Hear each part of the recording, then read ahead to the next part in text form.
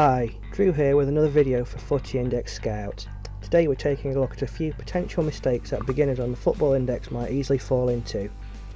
The idea for this video was suggested to us via Manny67 on Twitter, and we aim to please. If you have any other ideas for future videos, let us know with a comment below or message us on Twitter and we'll keep them in mind. Whilst using the index itself is a fairly straightforward process, we know that there are a few things likely to trip up any new traders. Perhaps the most obvious is that the prices shown as your sell price, both for the market and instant sell, are the price before commission is taken away. Football Index help themselves to 2% commission on all sales, so tip number 1 is to always keep in mind the price you are offered will be higher than that which you actually receive. When looking at the profit showing in your portfolio, it's easy to get carried away seeing as it's calculated using the current market value. Try to instead look at the instant sell price and use that number as your real potential profit, because in most cases it will be the option you choose to go with.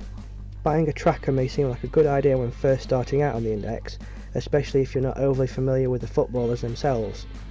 Whilst the value has steadily risen, we think you'll be much better off doing a little research and putting your money into a few specific players instead. The returns should be much better, plus it's easier to keep track of in your portfolio. When it comes to making decisions, one of the biggest mistakes new investors make is to buy players who are excellent in real life.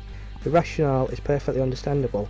Players like Aguero, Bale, Coutinho are players you would pay good money to watch play in real life, but for various reasons they don't make great buzz buys. Sure, there is of course value to be had in trading these players if you got in cheap enough, but when it comes to seeing a return on buzz dividends on those higher priced players, it's better to steer towards those who know how to top the chart. In a similar vein of thought, it's easy to let your heart rule your head and buy lower priced players from your favourite team just to have them in your portfolio. In most cases you're probably safe, but you run the double-edged sword of those players dropping in value or even getting relegated, and on the flip side, if they shoot up in value you may be too attached to sell. Another trap that even experienced traders can fall into is chasing players who leap up quickly in price on the trending list.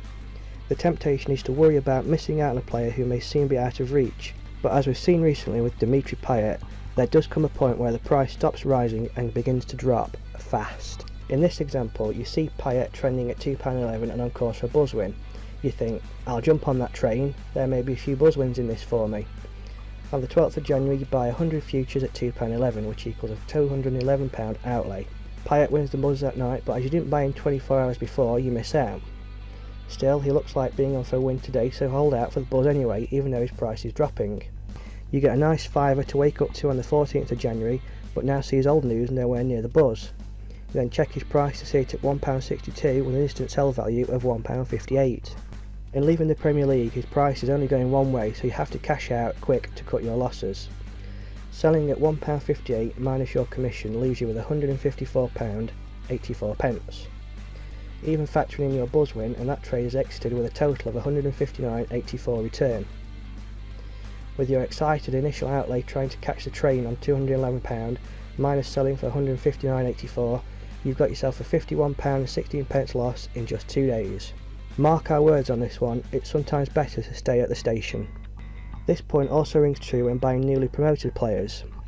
Prices can be pretty volatile when they first come onto the market, so keep your wits about you.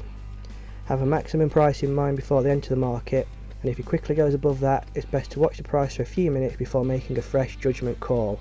Whilst it may seem overkill when first starting out investing on the index, we find it extremely useful keeping a spreadsheet with various stats and figures to track our progress. Whether it be keeping track of deposits, daily buzz winners, monthly profits, it's all very useful information to know and will help you see which players are perhaps best to sell for a profit, and of course helps to make sure you aren't depositing more cash than you can afford. One final point we suggest keeping in mind is not to panic. It's easy to look at other people's portfolios and see large profits being shown, then compare it to your own. For the most part, player values rise steadily, and there will almost certainly be times when some of your players show a negative value. But unless you seriously need to sell a player, or using the example of say Payet again and know the value will just keep dropping, in most cases try to hang tight and trust your instinct. So there we go, hopefully this has given new investors a few things to think about and also made starting out on the index less daunting. If you have any suggestions or mistakes that are easy to make for beginners, be sure to drop them in the comment box below. The index is evolving all the time, and so every piece of advice that longer term users can offer to new traders is invaluable. Thanks again for watching our latest video. As always, drop a like on the video if you found it helpful and hit the subscribe button to make sure you don't miss out. on any of our future videos. If you aren't already, follow us on Twitter at Footy Index Scout, where we are happy to offer any tips and help, and we'll see you next time.